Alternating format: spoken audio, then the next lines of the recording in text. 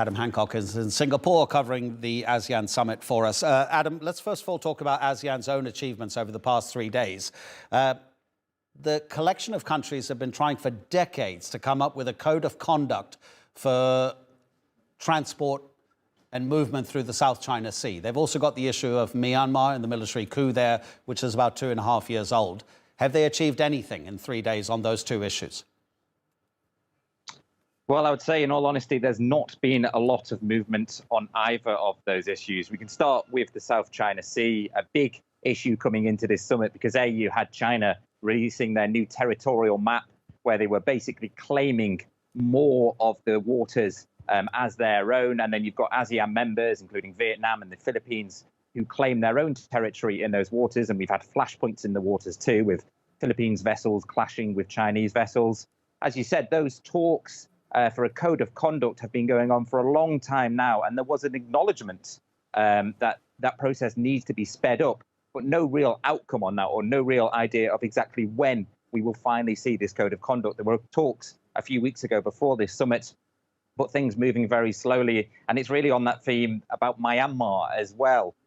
Now, there were some moves from ASEAN. They stripped Myanmar of being chair of ASEAN. It's done on a yearly rotational basis. They were due to be chair in 2026, but they will not now be chairing ASEAN. Instead, that will go to the Philippines. Military leaders from Myanmar, they are still banned from attending ASEAN summits.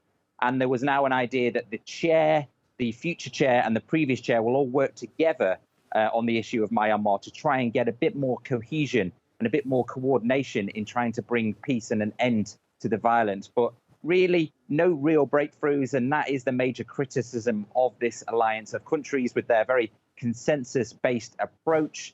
A lot of talk, a lot of summits, a lot of meetings, but perhaps not a lot of action.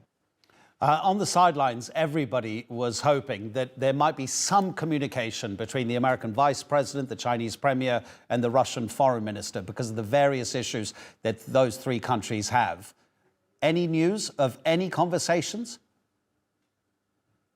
We're not hearing much as it stands about any real sidelines conversations, including the Russian foreign minister and Kamala Harris.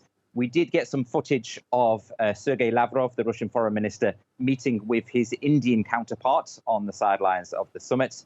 But aside from that, no real talks or no real progress when it comes to relations between Russia and the United States. But there were some interesting anecdotes from the sidelines. We had a meeting between the Chinese premier and the South Korean president, and an acknowledgement from South Korea that those relations need to get back on track and include Japan as well.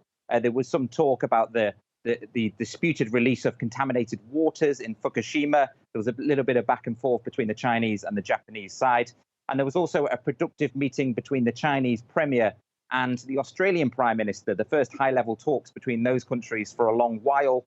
And it looks like Anthony Albanese is going to be making the trip to Beijing later in the year. But really, when it comes to what everyone was hoping to see, that sideline chat between Sergei Lavrov and the representatives from China at the United States, as it stands, we have no lines on any meetings on the sideline between those three. Yeah, it could be an opportunity lost. That's what many people will be thinking. Adam, thank you so much indeed.